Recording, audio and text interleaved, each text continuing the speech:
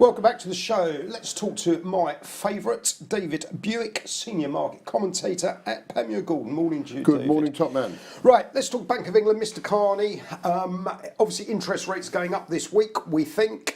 Headlines today, 75,000 jobs going to be lost in the city of London. I walked around London yesterday afternoon to a couple of meetings. Heaving. The place is booming. Heaving. We'll take the interest rate hike of 25 basis points as read, because I think it's symbolic. I think there are too many imponderables out there to say that this is the first of many. Mainly, of course, Brexit. I think what the Bank of England is trying to say to you, look, take this as a message. We think unsecured lending has got out of hand. Yep. It's going up at 10% per annum. It's too high. It's not controlled. Okay, inflation, but inflation, as you and I know, providing the fat pound doesn't fall out of bed, will be down to 2% this time next year. Yep. So job done. But the serious thing, and let's not accredit it to Mark Carney, though I think it's taken as read that he is a Remainer. The Bank of England has taken, obviously, its job very seriously as the barometer of business activity and has clearly gone round many of the banks.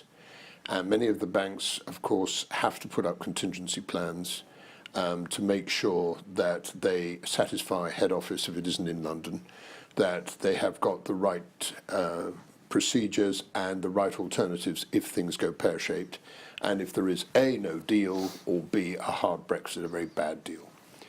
Personally speaking, Moose, I think 75,000 is the worst possible perception, and I think it's also bordering on hysterical. It's a lot better than the 200,000 that Xavier Rollet, the London Stock Exchange chief executive, said, but nonetheless, I think it's hysterical. Now, why do I think it's hysterical? You and I both know that you don't build an infrastructure for the financial sector like we have in London over the last 70 years, where we've taken on exchange control abolition in 1980, which really was saying London is open for business, way before any other big centre did. Coupled with Big Bang, coupled with having housed the euro-dollar market's explosion in the 70s.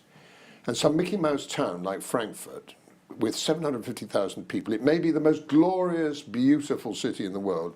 Are you telling me that they can house 25, 30,000 bankers and satisfy their families and satisfy these people? I don't believe it. And do I think Paris could do the same? No, I don't believe it. It's not possible. Yep. Do I think it's possible that it could be dribbled out to Dublin, to Brussels, to Amsterdam? Yes, it's possible. But it would be massively damaging for the banks. It would be, of course, very damaging for the United Kingdom. Personally speaking, I think good sense will prevail. But even if good sense doesn't prevail, I just don't see that in that kind of magnitude. But I think the Bank of England is absolutely spot on to throw a pebble in the water in the hope that David Davis and Theresa May are listening to what is being said.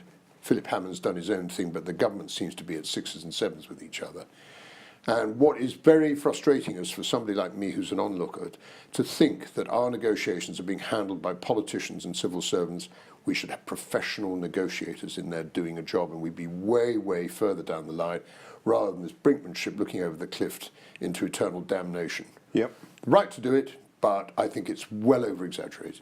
David, thank you very much indeed. Oh, can I add one other thing to that? Please do. Lloyd Blankfein. How dare you, sir? Chief Executive of Goldman Sachs keeps goading and chiding the UK government about how wonderful Frankfurt is and how his glorious European head office in London will probably be half empty. Go, my friend. You have made millions and millions of dollars out of the UK government in the course of the last 25 years. And when I say millions, Moose, I mean millions. And do you think you're going to pick up that stuff from Germany or France? In your dreams, my friend. Because Germany is for the Germans, Deutsche Bank. French is for the French, for whether it's BNP Paribas, SocGen, whoever else it is.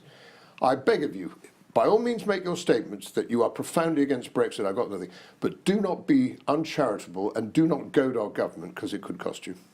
Fantastic stuff, David. As always, thank you very much indeed.